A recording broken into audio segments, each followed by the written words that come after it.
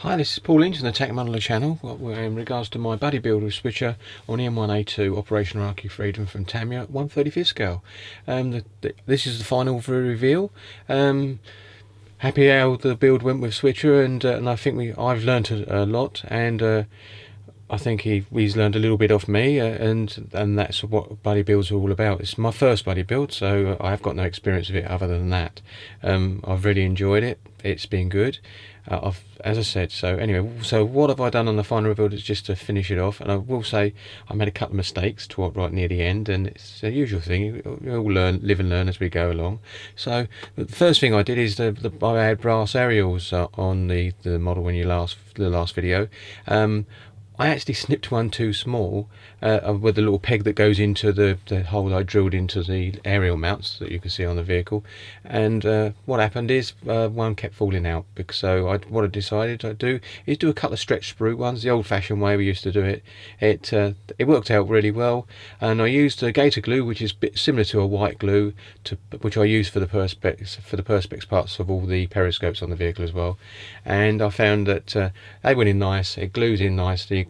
Painted it up the aerials now back to what it would have looked like with the brass ones. The only difference is they're stretched through. The good thing is if they do break at some point in the future, I can actually pull it up, drill out the white glue, which will be easy enough to do, and put some new ones in there.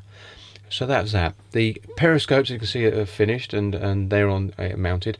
They went on quite well in the end. It was time consuming because you have to, with the Tamiya kit, you have to cut the periscopes from a plain perspex sheet and stick them in one at a time. I made them slightly bigger than what it said in the instructions because I found they was too loose. So what I did is I kept using the filing stick, filing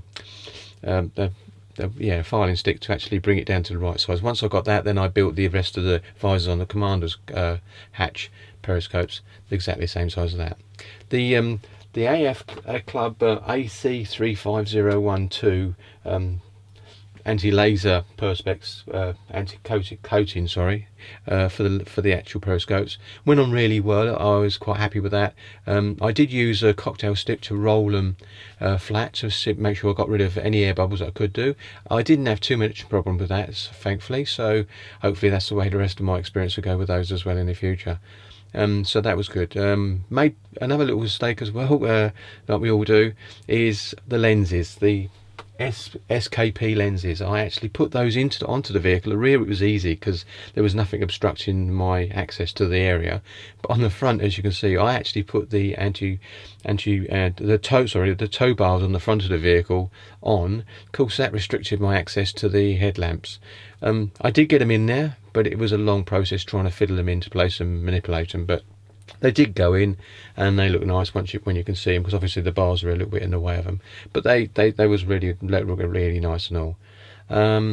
The guns are in place permanently now, and the only thing I didn't do is I wish I took Switcher's advice, but I think if I did with a gunner's machine gun, the hatch would have been obstructed, so I decided to do it my way for this particular build.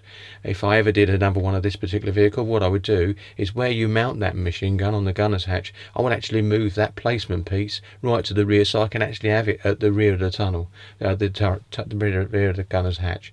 But I'm happy with it. It looks quite nice there. It's sitting straight, and that went well. What else was there? The cooler box and the water canisters both came from the Ming set. In regards to the actual jerry cans, the water ones, I actually drilled two small holes, just like I did on the cooler box, a small hole underneath to put so they could stand on cocktail sticks in the old alligator clips on the blocks that you've seen before on my videos. And what it is, I've done that to make it easier to paint. And the good thing is that I didn't fill the holes in because they were small, and actually you can't see them because they're at the bottom of the actual objects. So, but if you needed to have it so the bottom showed, you could actually fill it in, put a little bit of the colour you used in gloss, and it would work perfectly.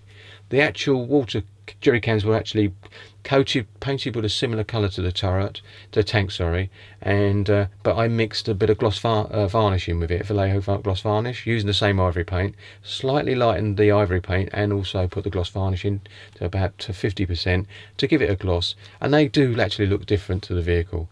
Anything else? Got 4 ammunition boxes on, the track and the spare wheel now on permanently. And another thing I did do, and I'll just mention that, slightly different switcher, because his vehicle is what, as he says, has seen a lot of battle, been there for a few years. This one hasn't been there. This was virtually not long been in the area, so it's showing signs of wear, but not massively. The exhaust on the rear is basically a bit of painted on there. There was a bit of sand left over from my bit of weathering. That I was happy with that. I left that in place. But what I did is I got the Tamiya smoke in the middle section and slightly to either side, as you can see as it comes around next time.